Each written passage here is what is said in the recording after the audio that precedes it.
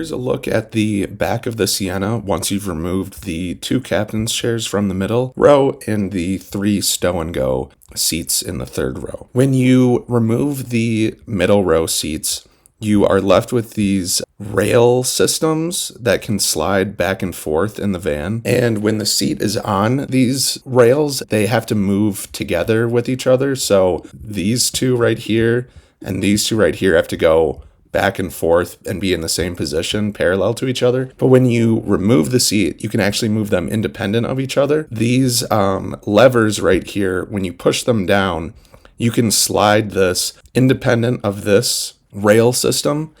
And so what that allows you to do is basically move these wherever you would like within their tracks here. On each of these rail systems, you have mounting points that you can use from where you remove the seats. So you can see here, there is a hole right here and a hole on the back from where the seats were attached. And those you remove bolts from. So once you have removed the seats, you can bolt something else into those holes. And you can even use the bolts that you removed from the seats to bolt something else into. And you could have something like a board going like this, and then you could bolt it in right here into that track. Okay, so then in the 3rd row, you have these 2 points that were tie-down braces just that came with the van. And when you unscrew them, you then have bolt holes that you can bolt things into. So what I did was I took a 2x4 and I measured just a couple inches to the left and right of each of those bolt holes, and then marked center down the middle of that 2x4, drilled holes into them where the holes in the van lined up. And then I just went to the hardware store and figured out what size bolts these were and bolted this in here. So you then have a level beam at the back that you can use as a attachment point for whatever you want. And now I'll show you how I created this structure here. So when you remove the 3rd row seats from the Sienna, you are left with some mounting points that you can use right here and here. What that allows you to do is you basically have these pins sticking out here that are fixed into the van that you can attach things to. So I got these corner braces from the hardware store and just drilled them so they would fit over those pins. And then I found the right size bolts to secure them there. Then what I did was I created these vertical support beams that are screwed into those corner braces right here. I basically just tried to get them to be level vertically. And at the top, I put a 2x4 and screwed them in to that 2x4 so that you have a level surface between this beam and this beam at the back. So now you can basically go from one beam to the next and have the same height and have a level surface on the back here. So let's show an example of some things I tested out with the middle row rails. You have holes right here and right here and here and here.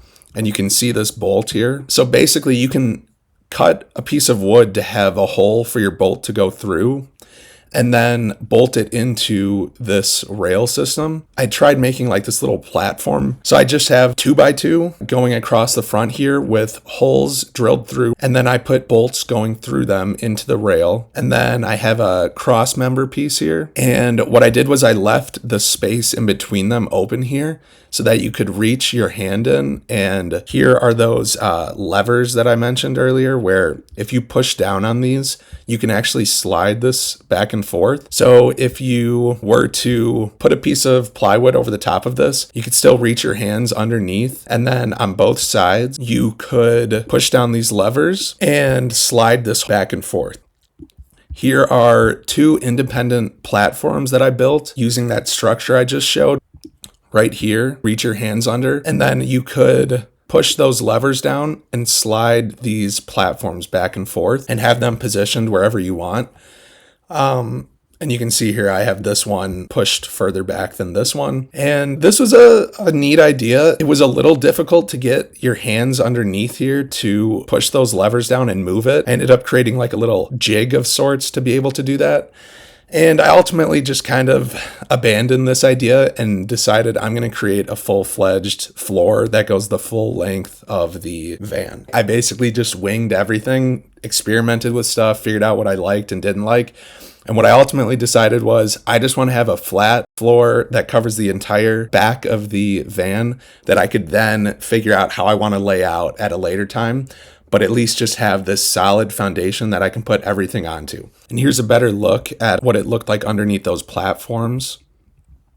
Just identical 2x2 structures. So I ended up making some changes to that rear area. Before I had 2x2s going vertically outside of each of the connection points. So like on the outer edge here, you can see the connection points are right here, and I had my brackets and stuff facing outward.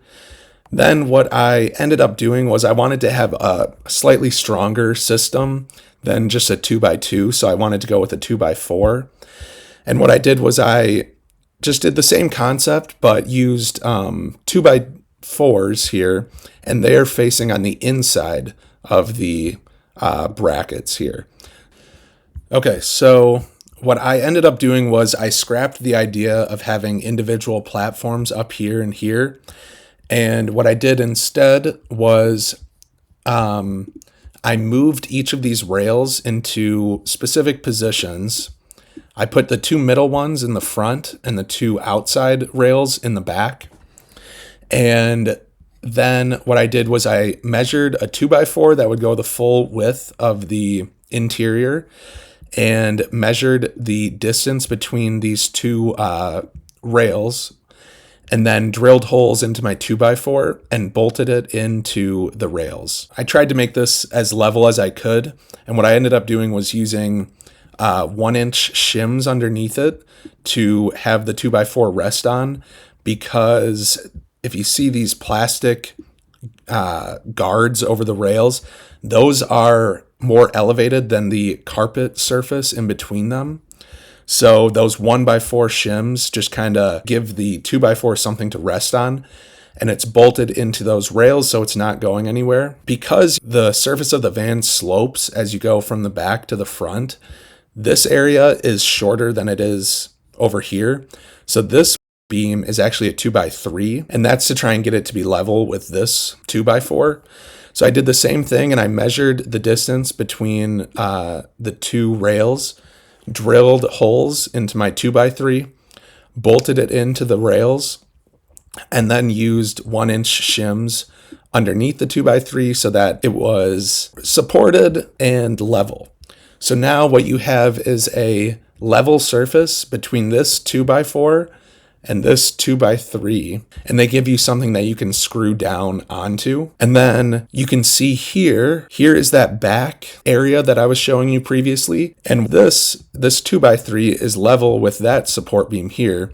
So you now have 3 mounting points plus the one all the way in the back of the trunk. So you have 4 mounting points going horizontally the width of the van, where you can screw plywood onto and have it be supported by these beams that go horizontally. So I then went to Lowe's, and for me, I wanted to have my floor be flush with the walls of the van. I didn't want to have any gaps anywhere. And if you just used a 4x8 sheet of plywood, you would only be able to fill this area here across, and you wouldn't be able to get any of this area or this area covered. You'd have gaps there. This is not a 4x8 sheet. This is a like 3x8 sheet. I had Lowe's trim my 4x8 sheet into a 3x8 sheet so that I could fit it in here. And then what you see here is a little jig that I made for tracing the outline of the side of the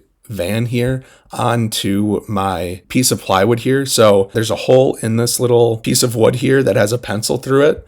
And what you would do is just push this up against the side of the van and then go all the way following the lines of the side of the van up to the front and basically draw a line on your 2x4 that matches the curvature of the side of the van.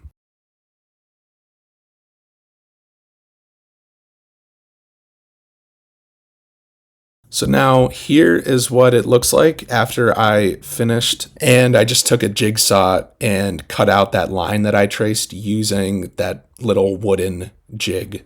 I cut off the back portion of it, and you can see I have it screwed into this 2x4, this 2x3, and then I accidentally messed up, and this 2x4 going across here is about an inch short of where the 2x4 and 2x3 are vertically.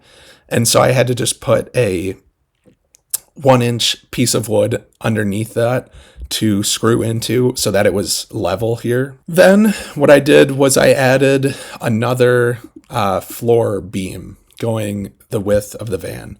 So before I only had this 2x4, this 2x3, and now I have another 2x4 going down here. And underneath here, you have access to this area right here, and you have access to this area right here. So you've got this little section here that you can store stuff in, and then you're blocked off by the rail.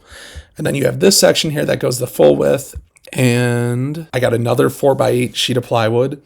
And what I did was I just went on the other side and did that same tracing method, only this time I used a ruler to do it. And then basically all I had to do was measure how much I had to cut off of that flat section on the end here to get it so that they line up right in the middle here.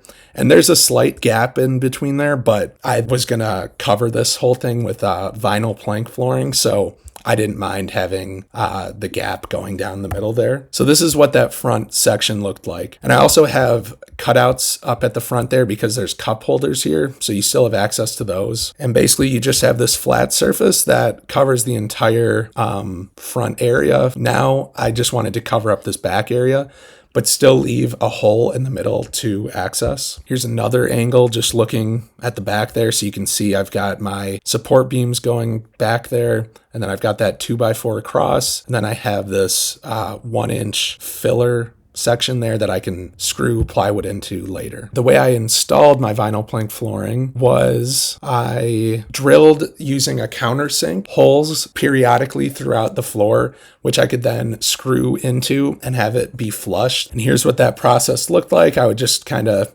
slide them in, and then afterwards, after I screwed them in, I just went with a jigsaw and cut on the edges here to get it to be nice and flush. And so what you're left with is this really nice slick surface that's got these screws in it, but they're flush with the surface, so you can't cut yourself or anything, and it's just very smooth. Here's some other angles with the vinyl plank flooring almost fully installed. And then here's the finished product. And the reason I just left this open without building a cover was because I didn't really see a need for it. My bed was going to cover this area. And you can see here that this section is wider than this section here. The reasoning for that was this side was going to have cabinets on it, and this side was just going to be basically my bed. And here's what that looks like from the back here. So yeah, that's my floor, and that's how I turned this into this. And from there I could start figuring out how I wanted to lay out the